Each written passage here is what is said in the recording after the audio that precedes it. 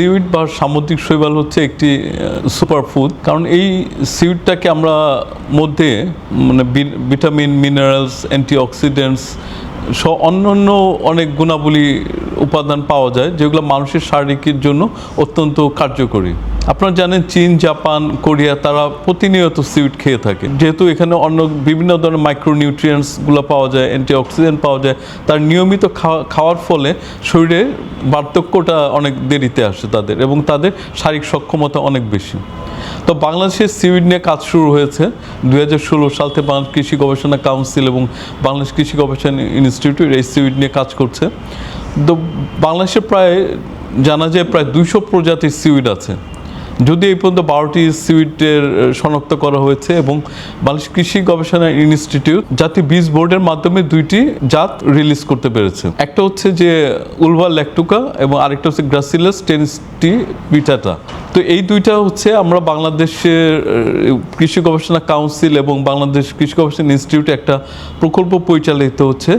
এটা হচ্ছে কক্সবাজারের নুনিয়াছড়ি সহ আশেপাশের জায়গায় আমরা খামারিদের প্রশিক্ষণ দেওয়া হয়েছে কিভাবে এই সিউইডটা কাল্টিভেট করা যায়, এবং 2 পদ্ধতি তারা এই কাল্টিভেশনটা করে। একটা হচ্ছে যে অল্প পানিতে করতে, জোয়ার ভাটার সময় যেন পানিটা অল্প থাকে সেই অবস্থায়। আরেকটা হচ্ছে একটু গভীরে ভাসমান পদ্ধতিতে।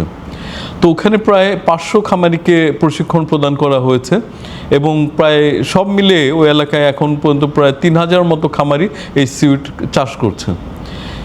অল্প পানিতে যেটা করা হয় এটা রশি পদ্ধতির মাধ্যমে, রশির কিছু জায়গা পরপর সিউইডের বীজটা দিয়ে দিলে 15 দিন পরপর এখানে সিউইড অটোমেটিক তৈরি হয় এবং সেগুলোকে হারভেস্ট করা যায়। এই সিউইড যেটা পাওয়া যাচ্ছে এটাকে রোদ্রে শুকিয়ে তারপর হচ্ছে বাজারজাত করা হচ্ছে। ওই এলাকায় অনেক খামারি আগের যে ব্যবসা ছিল সেগুলো বাদ দিয়ে বর্তমানে সিউইড কাল্টিভেশন করছে বা চাষ করছে, এবং বিভিন্ন জায়গায় এই বাজারজাত করছে। ঢাকা সহ বিভিন্ন 5 স্টার হোটেলগুলোতে দিচ্ছে, স্থানীয় লোকজন এখন কিনে সিউইডগুলো খাচ্ছে। ইভেন দেশের বাইরে এই সিউইডটা পাঠানো হচ্ছে।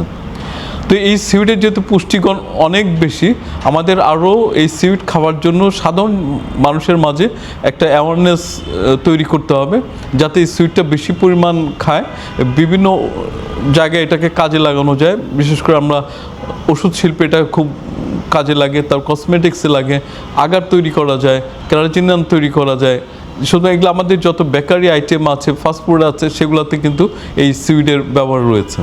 সুতরাং সিউইডের জায়গাটা আমাদের আরেকটু জোর দিতে পারলে সাধারণ মানুষ খাবে, এবং আমাদের ওষুধ শিল্পে সহ অন্যান্য শিল্পে এটা ব্যবহার করতে পারলে আমাদের অনেক বৈদেশিক মুদ্রা সাশ্রয় হবে। সিউইড এখন যেহেতু বাংলাদেশে উৎপাদিত হচ্ছে এবং খামারিরা খুবই ইন্টারেস্টেড, এবং সাধারণ মানুষের মাঝেও এই খাওয়ার একটা প্রবণতা তৈরি হয়েছে। তো এই সিউইড থেকে আমরা সবচেয়ে যে মূল্যবান জিনিসটা আমরা তৈরি করেছি বা আবিষ্কার করে সেটা হচ্ছে অ্যাগার। অ্যাগার এক ধরনের পাউডার, যেটা হচ্ছে বাংলাদেশে প্রতি বছর প্রায় 5000 কোটি টাকার আগার বাংলাদেশে আমদানি হয়। তো এই আগারটা বিভিন্ন ল্যাবরেটরিতে আমরা যখন ব্যাকটেরিয়াল কালচার করি সেখানে ব্যবহৃত হয়, যে আমরা টিস্যু কালচার করি সেখানে ব্যবহৃত হয়, আমরা যদি আইসক্রিম তৈরি করতে যাই সেখানে লাগে, আমরা যদি পুডিং তৈরি করতে যাই সেখানে লাগে, অর্থাৎ অনেক জায়গায় এই আগারের ব্যবহার আছে। সুতরাং এই যে আমাদের সিউইডটা আমরা উৎপাদন করছি, এটা যদি একটু বড় আকারে করা যায় এবং বিভিন্ন ইন্ডাস্ট্রি যদি এগিয়ে আসে, তাহলে আমরা বাইরের থেকে যে আমরা সিউইডটা আগারটা আমদানি করছি সেটা অনেকাংশ কমে যাবে। আমাদের একদিকে বৈদেশিক মুদ্রার সাশ্রয় হবে, আরেকটা হচ্ছে যে আমরা যে দেশীয় উৎপাদন যেটা করতে পারছি তার বাজার মূল্য অনেক কম দামে আমরা আগারটা বিজ্ঞানী সহ বিভিন্ন ইন্ডাস্ট্রিতে আমরা দিতে পারবো। বর্তমানে হচ্ছে 1 কেজি কাঁচা সিউইড যেটা সাগর থেকে উঠানোর পরে বিক্রি হচ্ছে প্রায় 120 থেকে 150 টাকার মতো এরকম, কিন্তু যখন এটা শুকানো অবস্থায় বিক্রি হচ্ছে বাট 600 থেকে 800 টাকার কেজি হিসেবে বিক্রি হচ্ছে। সুতরাং খামারি যারা এই কাজটা করতেছেন তারা একটা ভালো প্রফিট পাচ্ছে। এখানে কিন্তু উৎপাদন খরচটা খুব কম, জাস্ট রশির মাধ্যমে বীজটা দিয়ে সাগরে 15 দিনের মতো রেখে দিলে কিন্তু অটোমেটিক্যালি এখানে সিউইডটা গ্রো করছে।